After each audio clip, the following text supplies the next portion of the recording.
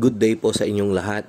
Kumusta na po kayo? Welcome na naman po sa another episode ng aking vlog na kung saan ang content po natin for today ay tungkol sa katanungan regarding sa kung ano nga raw ba yung RTL. Papaliwanag po natin kapag po tinawag na RTL, ito po yung abbreviation po ito. So yung letter R po, ready, and then yung T, to, and then yung L, lay, ready to lay. So ang ibig sabihin po nito ay sa Tagalog, handa ng mangitlog. So kapag tinawag na RTL, ito ay actually ito ay 16 weeks mula sa pagkapisa. Ang edad po ng manok ay binabase po natin sa linggo. Hindi kagaya sa tao na yearly po tayo, taon-taon. Sa manok po, weeks po yung edad, lalo na sa paitloging manok. Pagkapisa po, day 1 po yon. After 7 days, 1 week na siya, 1 week old. So weekly,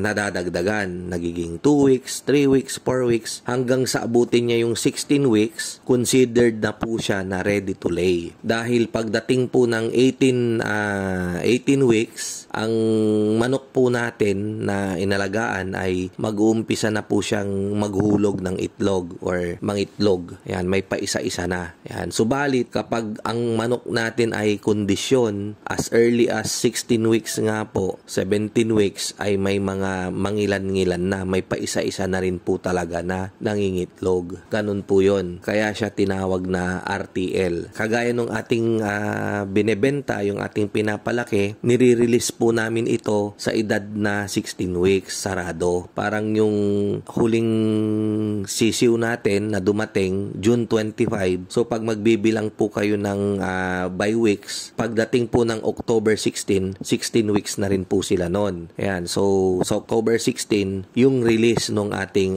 RTL. Although may mga ibang nagbebenta ng RTL at sinasabi nilang 17 weeks daw yung kanilang RTL, yung iba kiniklaim nila na 18 weeks. Ibang usapan rin po yon. Tapos alamin nyo rin po talaga kung talagang legit. Kasi nga po, madali lang namang magsabi ng edad ng manok. So dapat meron pong pruweba. Dapat po yung legit, yung talagang mapagkakatiwalaan na kapag sinabi niya ay totoo. So yung 16 weeks po natin na RTL, pagka-deliver po dyan sa inyo, mag-aantay-antay po tayo ng mga 2 weeks and then mag-start na siyang mangitlog. And then pagdating ng araw-araw po yan na lumilipas, pagdating po ng 21 weeks, 22 weeks, medyo parami na siya ng parami, hanggang sa pagdating ng 23 weeks, ito na po yung papasok na yung ating lighting program. Magpapailaw na po tayo ng pakonti-konti, pa 30 minutes. Gabi-gabi, dadagdagan natin siya ng another 30 minutes after a week sa kanilang 24th week na edad, 25, 26, 27. So pag napailawan po yan, basta kondisyon po yung mga manok ninyo, hindi po sila sinipon, wala po silang karamdaman,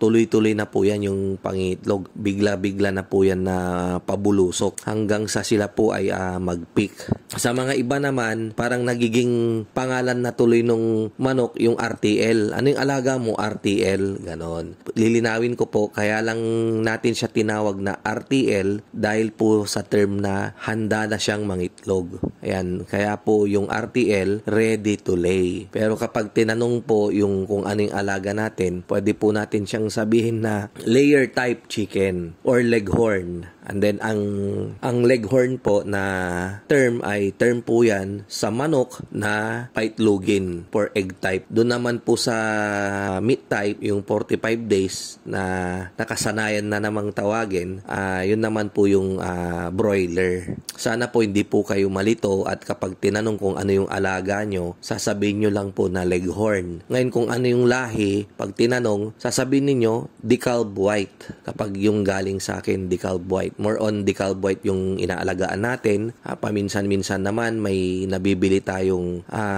lowman. Pag si lowman yung sa Bounty, yan, meron din tayong high sex. Huwag po kayong mabahala dahil halos pare-pareho lang naman po sila ng mga performance. Dahil ang mga manok na to ay dumaan sa masusing pagsisiyasat. Kumbaga pinili po itong mabuti, itong mga breed na to para sila po ay mangitlog ng marami. Piling-pili po ito, dumaan po ito sa proseso, maingat na proseso dyan sa abroad. Ang alam ko po ay sa France po nang gagaling yung ating mga parent stock.